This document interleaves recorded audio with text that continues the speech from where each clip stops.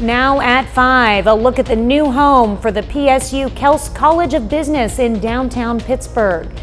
Plus, the Ozark Center Crisis Services and Freeman Health are saving lives through a Hope Caravan.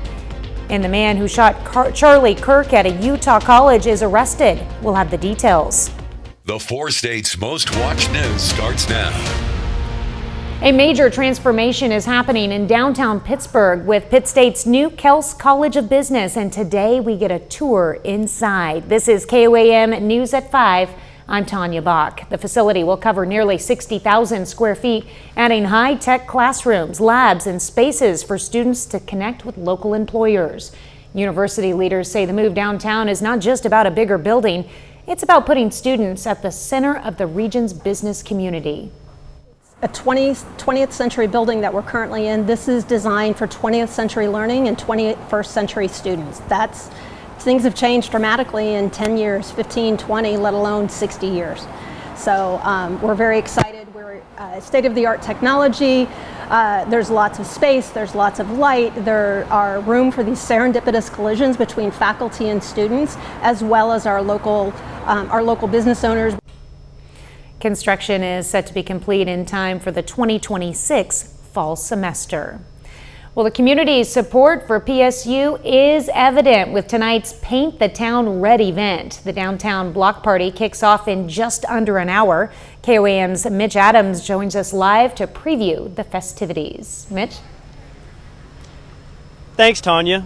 We're here at the Paint the Town Red pep rally that is going to be taking place tonight. It is a celebration of the upcoming fall sports season that is about to take place at Pittsburgh State University, with the season home opener taking place for Pitt State football tomorrow, as well as a home soccer game.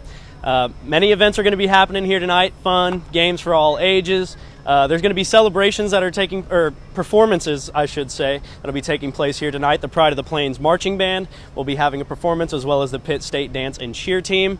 All in all, it's planning to be a really fun night out here in Pittsburgh. Once again, I'm going to be back out here at 6 whenever everything really starts popping to make sure you guys get an inside scoop on what's going on out here. Should be a great time. Back to you, Tanya.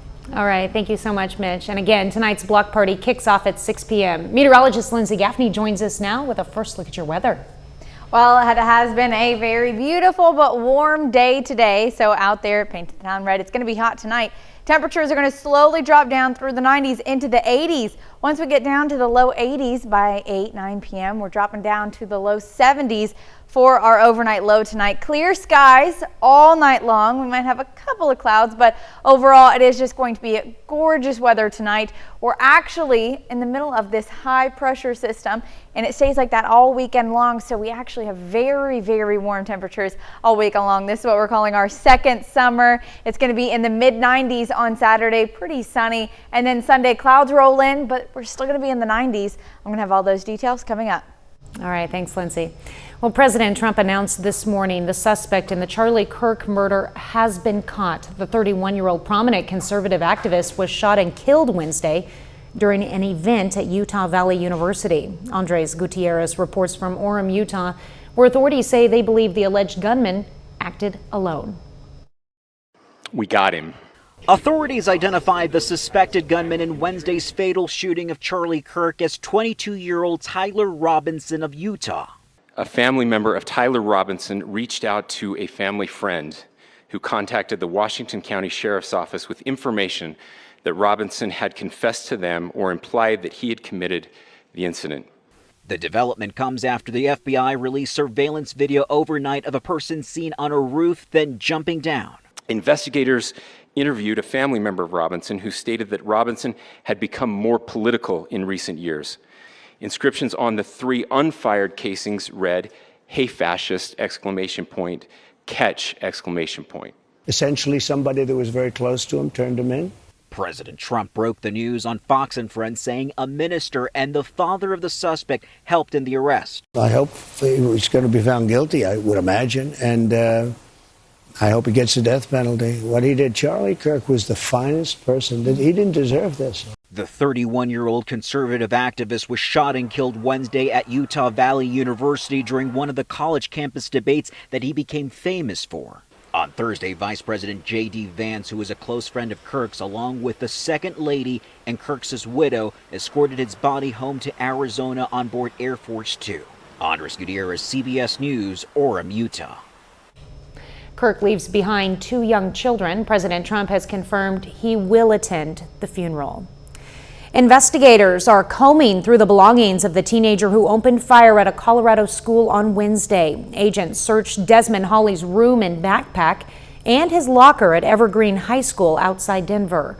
The sheriff's office says the 16-year-old was radicalized by an extremist network.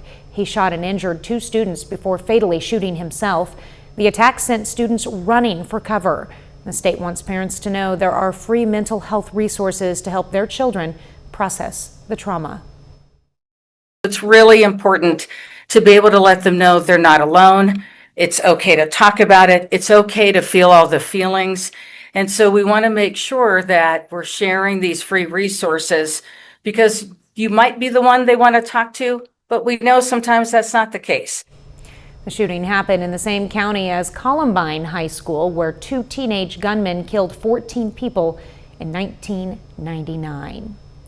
Well, still ahead, new genetic technology to treat hemophilia.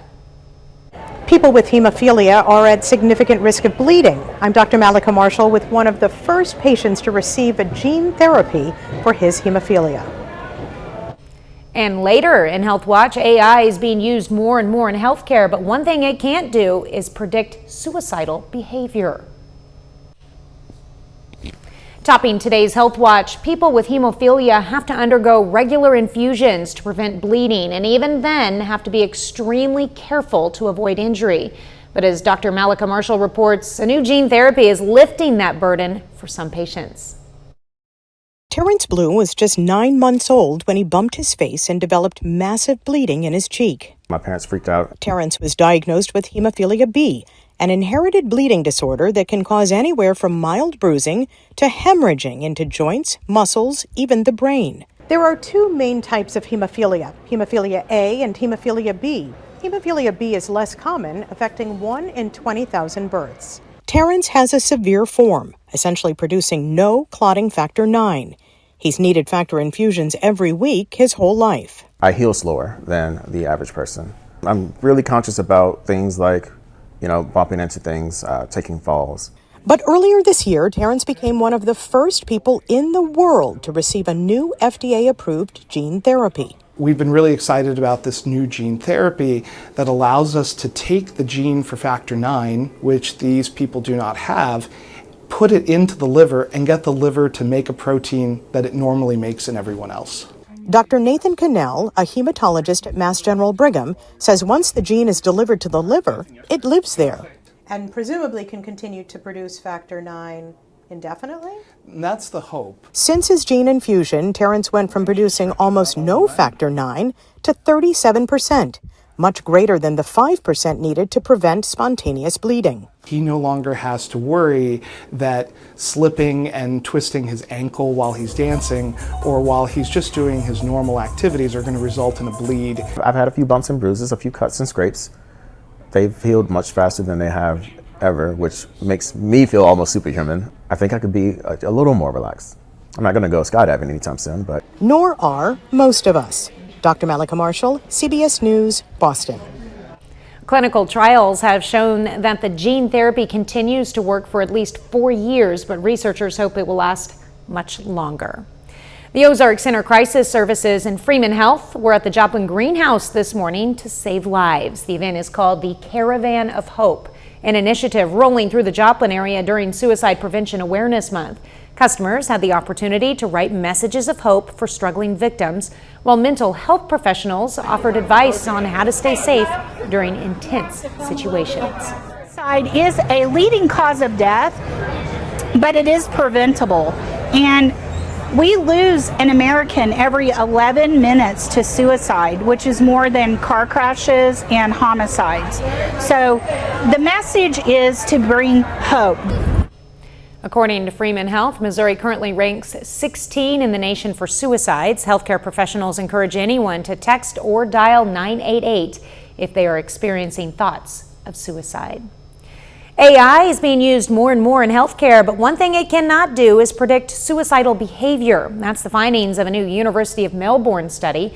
Researchers found current AI programs are not accurate at identifying people at high risk for self-harm or suicide. Researchers say it's also difficult for clinicians to identify patients with a high risk for suicide. And a new study is uncovering the most effective ways to get your kids to bed. Research published in JAMA found among kids ages 9 to 11, homes with family conflict were linked to later sleep times and poor sleep quality. And in homes where parents monitored their kids more and limited screen time, children had better quality sleep. Sleep problems are linked to both poor mental and physical health. That's a look at today's health news. A little later, see how 20 restaurants from across the country are learning how to specialize their menus. And we have a hot weekend this weekend. I'm going to have those details coming up.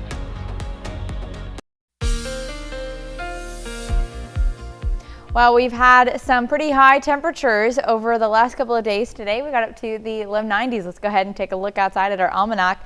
About 10 degrees above average. Now, our low is a few degrees above where we should be this time of year, but still not quite that high. Although over the next couple of days, our lows are only dropping down to the low 70s, so it is going to be still warm nights and hot days.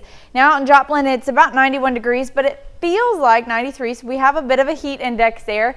Light winds out of the south-southwest. We're only a few degrees warmer today than we were this time yesterday, so not a huge change in temperatures. Really, it's just fantastic. I mean, it's warm if you enjoy the heat today. This weekend is going to be fantastic.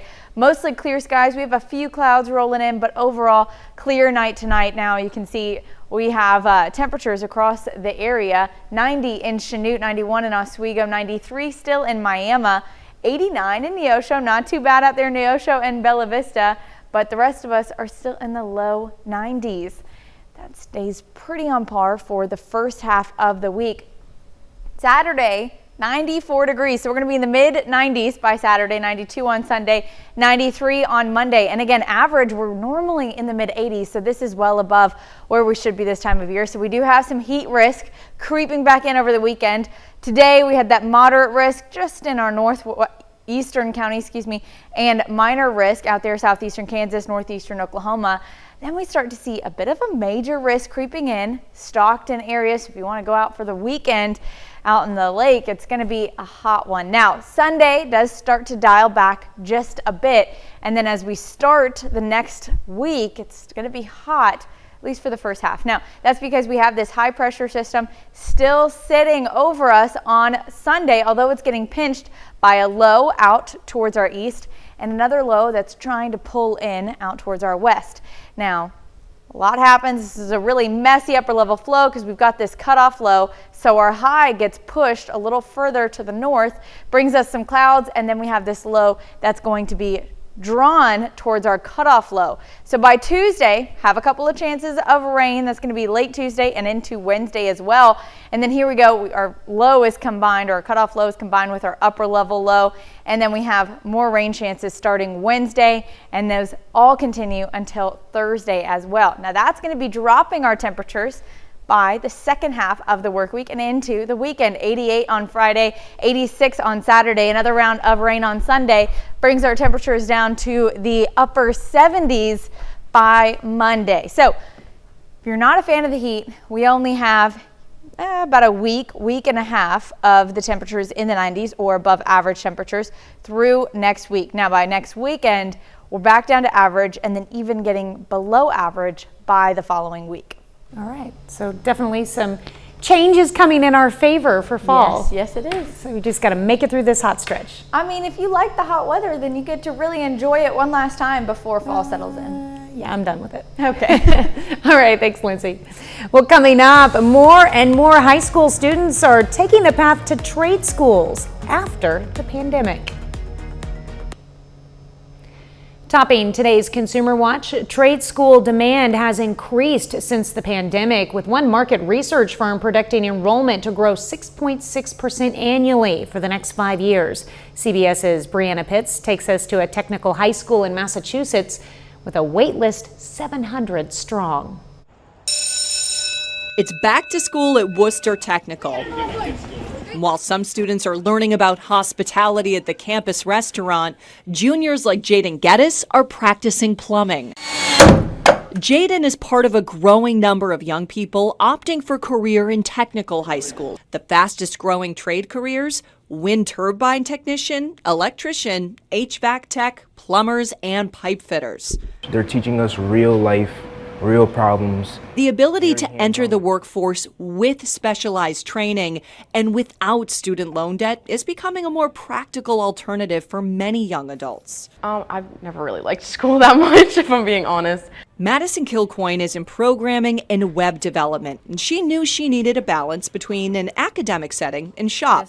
As a senior, she knows how to build out a video game, design an app, and code a website, like this one she made for a pool company. We can help them discover what it is they want to pursue, and so hopefully they're not wasting money on education that they don't need, or they're pursuing it with an intent. Principal Drew Weymouth and Director Dr. Patricia Sumala say about 60% of the students here will go on to a 2- or 4-year college.